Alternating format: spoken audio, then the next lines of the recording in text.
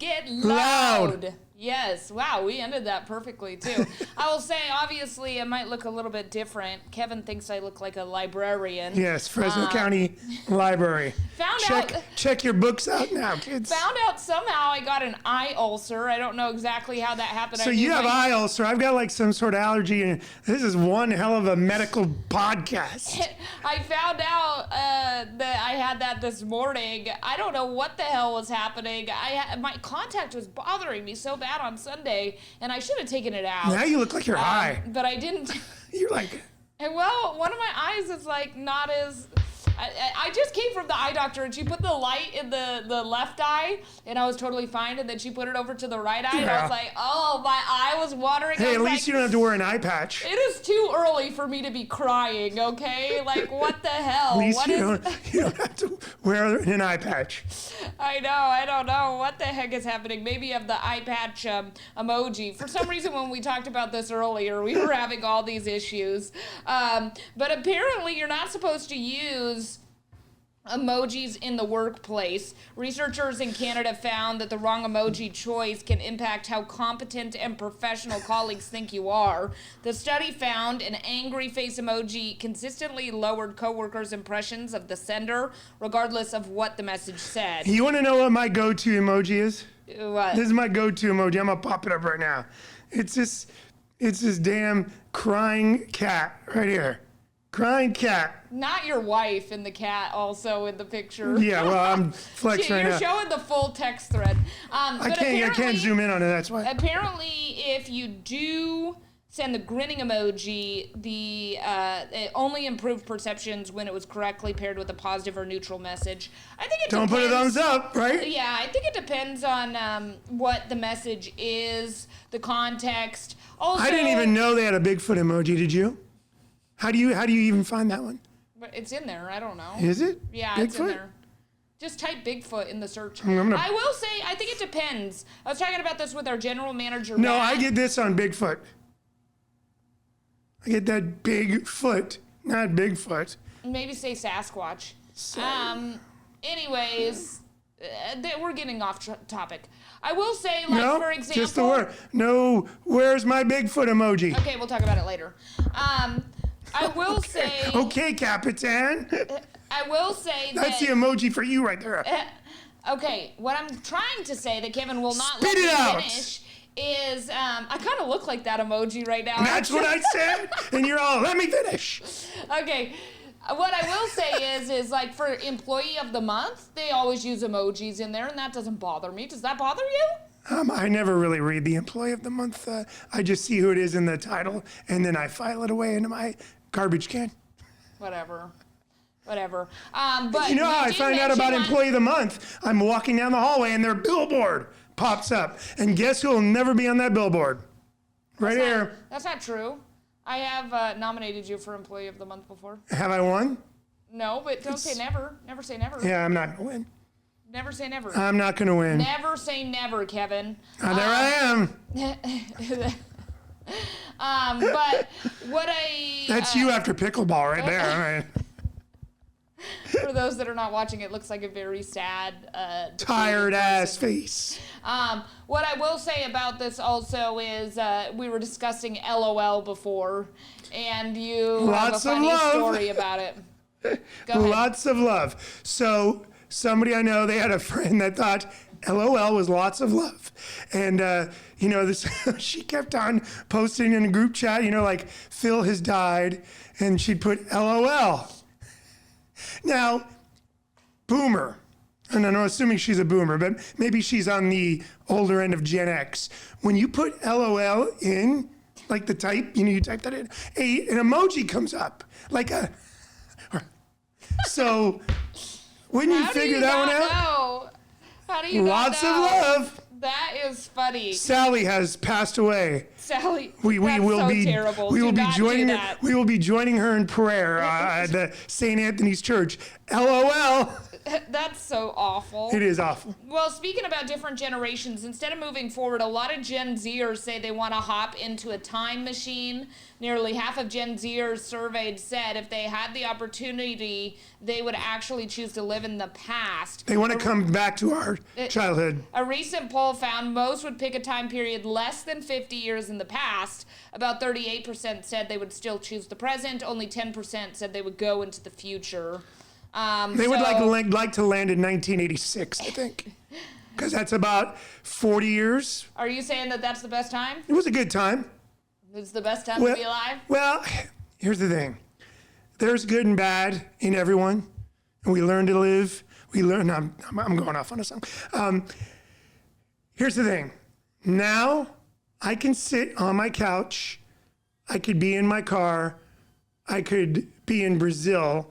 I'll pull this thing out and I get to watch Dodger baseball. Yeah. In 1986, it was an act of Congress for me to see the Dodgers on TV, and I can now watch them on my phone.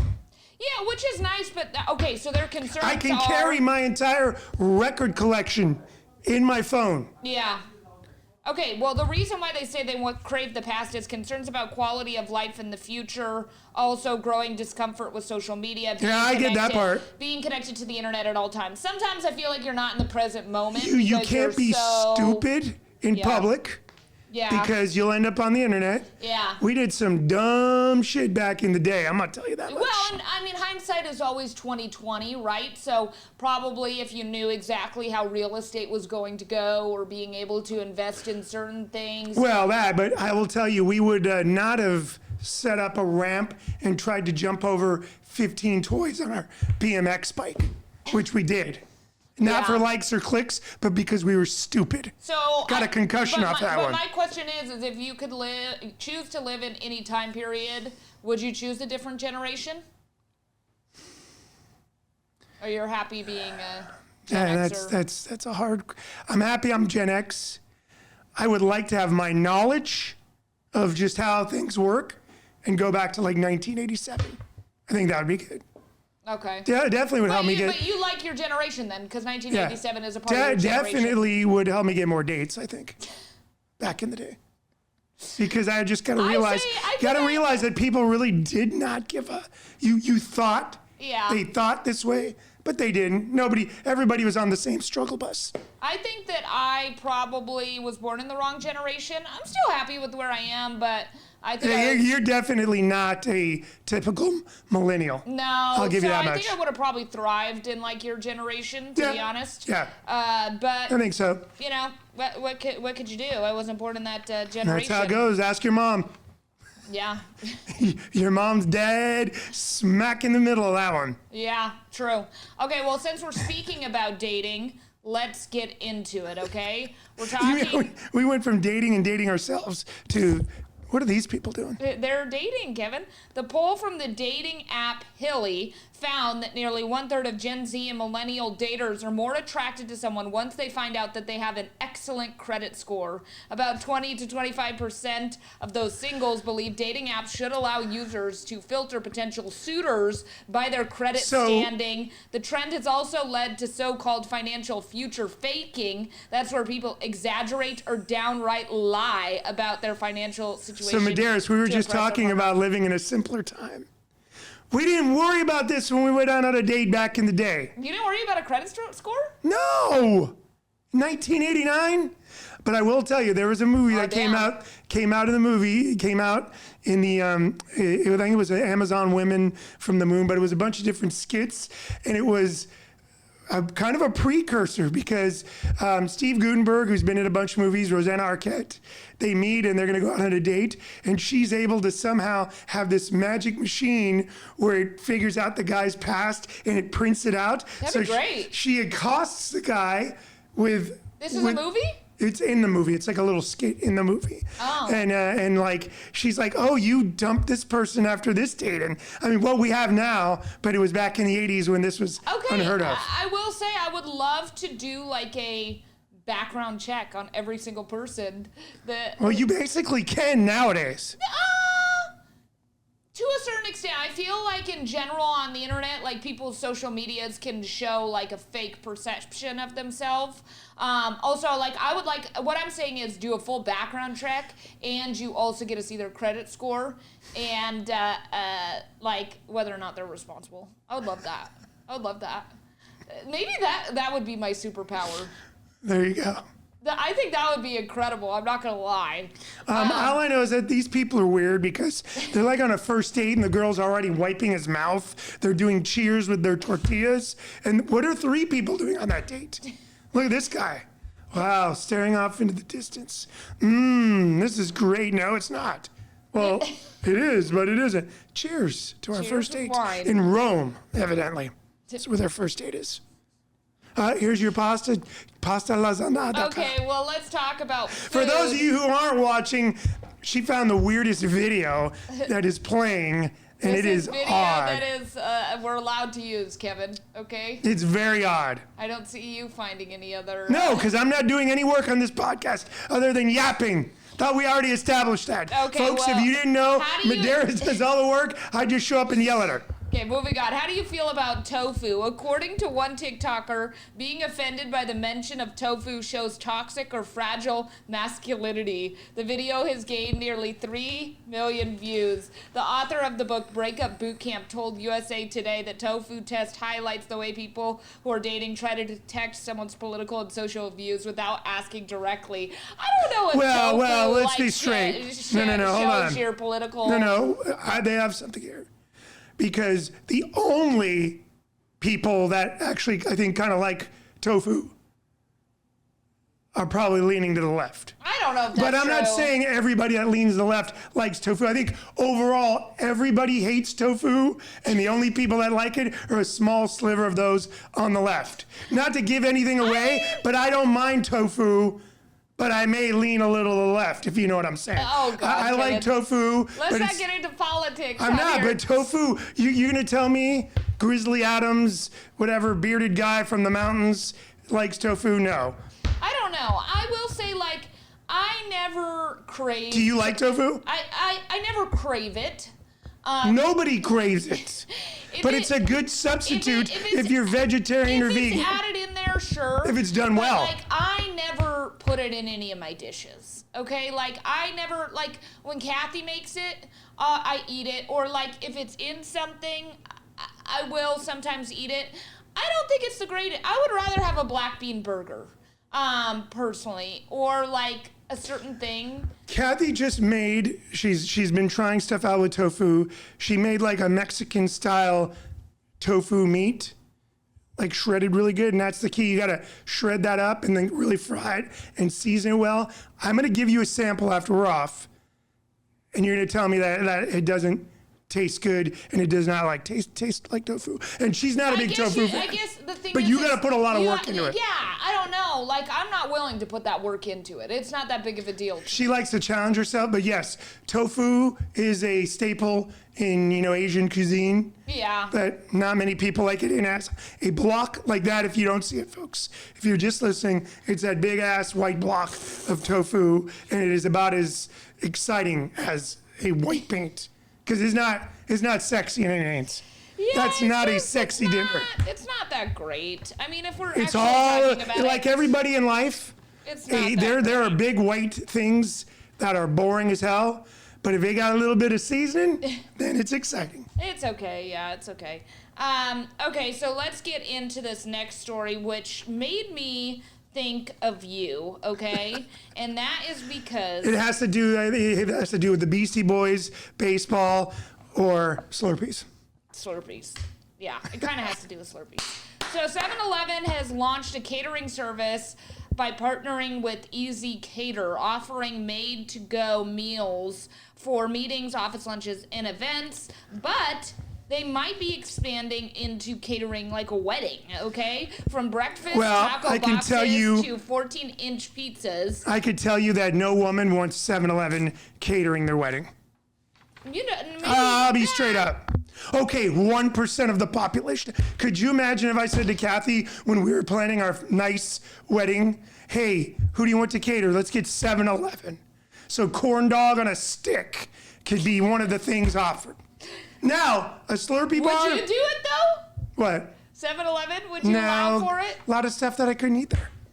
Yeah, that's But I would true. do a Slurpee bar. That's what I was saying. And tell me, would I not be the greatest if we had a meeting here at the station and I somehow managed to be like, I'm going to have 7-Eleven cater Slurpees to the damn meeting? I would be it would be great. I might get employee of the month if I do that. 7-Eleven catered. You always say you're not going to hit the mic, and you've hit it like 5 times in the last 30 seconds. No, I was saying that on air the other day. I was like, how great would it be to have like a spiked Slurpee at your wedding? Especially if it was in the valley. Like, I think I'm on to something there. Well, no, it's bad because spiked Slurpees or Slurpee type drinks, they are not good for you. There was a. What do you mean they're not good for you? There's a drink establishment called Fat Tuesdays. Okay. It's in the East Coast. And when I was in college, I went and they had the thing called High Octane, which is like every alcohol known to man in Slurpee form. And I sucked one of those down in like 5 minutes, and it would Why? Because you can get drunk fast? ended up getting alcohol poisoning. Oh my God. I was hammered. It was good when I was having it. Did you have to go to the doctor? No, but I was not in a good place for like 2 days afterwards. And there's nothing like having alcohol poisoning when you're in an RV with no air conditioning in Key West. Yikes. But I still think this would be a good thing for your wedding. Spiked Slurpees. I think that would be Spiked great. or non-spiked. Yeah. You don't even both. need it spiked because Slurpees are so great, they don't need alcohol, folks. You know it, and I know it. I know, but it would make it better. Once again, 7-Eleven, you guys need to sponsor your man here. I'm the Oh number my one God, Slurpee guy. David. If you ask anybody that I've ever worked with what their greatest honor is, it's when they got a Slurpee from me. When we've gone out on a story and it's 105 degrees and I'm like, it's time for a Slurpee. My treat. All the time. Well, things are getting more expensive, so maybe Kevin's not buying as many Slurpees. Oh, no. 7-Eleven app, I get free Slurpees all the time. Okay, ruined my transition here. While people are going back to pre-gaming, a third of people surveyed said they pre-drink to avoid high prices at the bars and other venues. A company that makes Jim Beam and Maker's Mark says demand is up for little sampler airplane-style bottles. The same survey also found that more than 40% of people said they just drink water or non-alcoholic beverages instead at restaurants to save money. Yeah, because Kathy and I figured it out. It's like, we waste so much money on alcohol when we go out, the two of us. So we got into the point where like if we even want to go out, we'll just get water, no ice, and then have a couple drinks at home. Yeah. It's a lot cheaper. I mean, I don't. But sometimes you want to go out and socialize with your Sometimes you want friends. to have a drink. I don't know. It depends on the thing. It depends on the thing. But apparently a lot of people are doing that. We just invite you over to our pool, Medeiros. Yeah, seriously. You know, cheaper drinks and better atmosphere. Well, it's about that time. Okay, what is that, Kevin? You should know by now. 6-7, baby. I don't know. Well, we're going to be talking about a food trend with that. On top of that, I know there's not these, at least locally that I know of, Dairy Queen coming out with a collaboration. Yeah, we don't have any in the valley anymore. I know, that really bothers me. And we'll see who's at 6 and 7 on the Hot 100 charts. We'll be right back.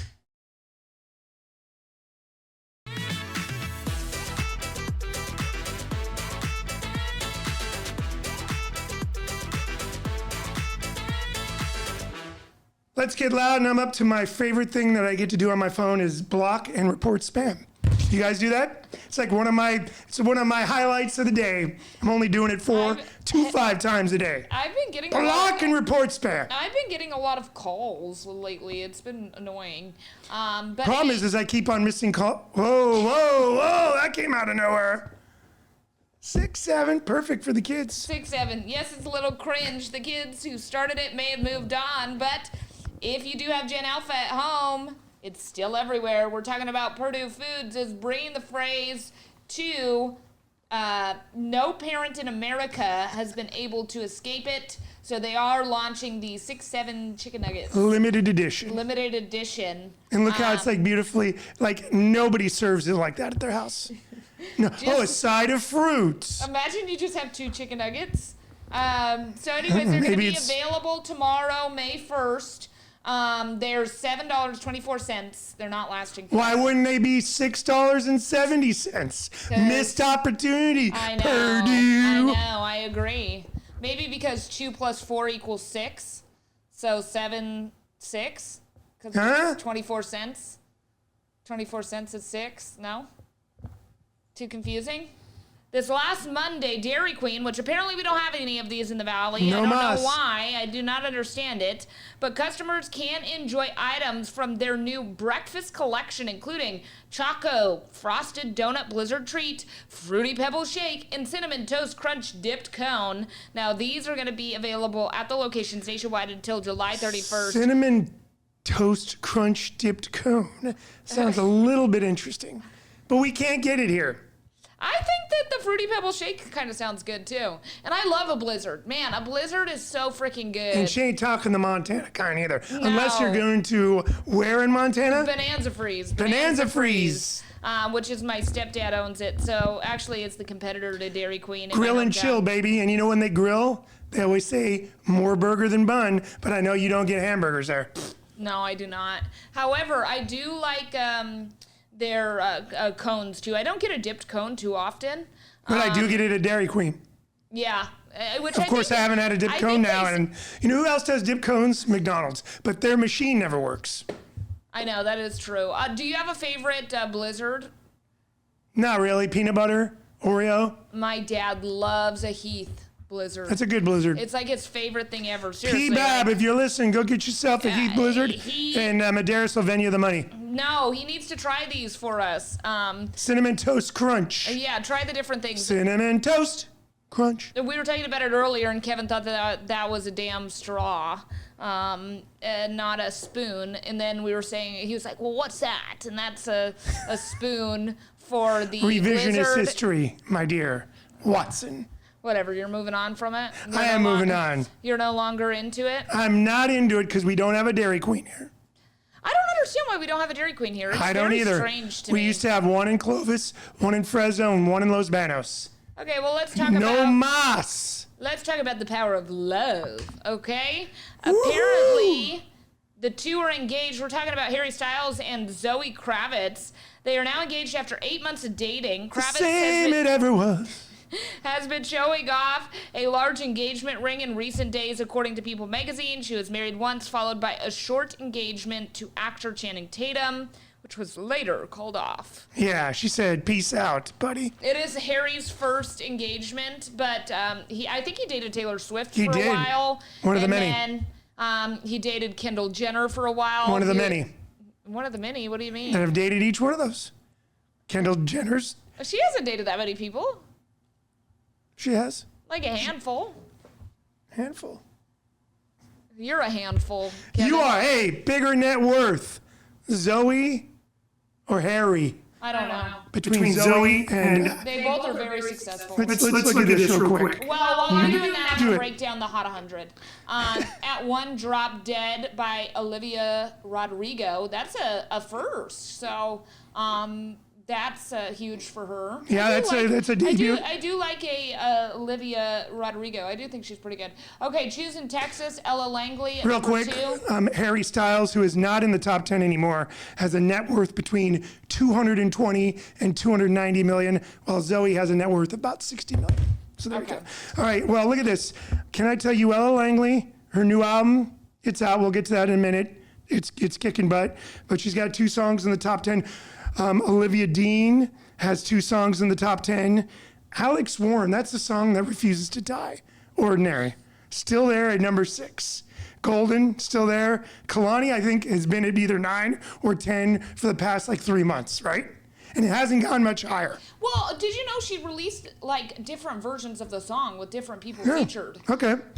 Daisies gets a little bump from Coachella, because Justin Bieber had a bunch of songs re-chart from his Coachella trip. And so, yeah, it's congratulations. Rodrigo's new album comes out, I think, June 12th. So all you Olivia Rodrigo fans. The boy, Champagne Poppy, is going to be. Yeah, whatever. Let's go to the top 200. That's coming out. That's coming out on We May can 15th. talk about it when it comes out. No, okay. You can talk about it when it comes out. Iceman is being released on May 15th. That's like in 2 weeks. Good for him. You didn't think the ice was cool in Toronto? The huge ice blocks? And that's what revealed the album date? No. Well, Did they melt and say Yeah. May 15th? Yeah. Ooh, so clever. Champagne Poppy or whatever the hell your name is. That guy's a loser. I'm You got sorry. 40 seconds. Go to the top 200. Ellen Langley still at number 1 with Dandelion 2 weeks. Can I get a petition or can somebody tell me what redeeming value does Morgan Wallen have? Anybody. He doesn't have one. A lot of people love him. You're like in the Hater. I'm a hater. Him and Drake, why don't they go on tour together? So it'd be called the Kevin Mahan Will Never See Either One of You tour. I think that would sell millions. Keep going. You only got 15 seconds. Justin Bieber swagging it up in DTMF number 9. Bad Bunny's still in the top 10. Bad Bunny's better than Morgan Wallen. That's what we got to end it on, I guess. Okay, have a great week, everyone. Hasta la vista, baby. Let's get loud.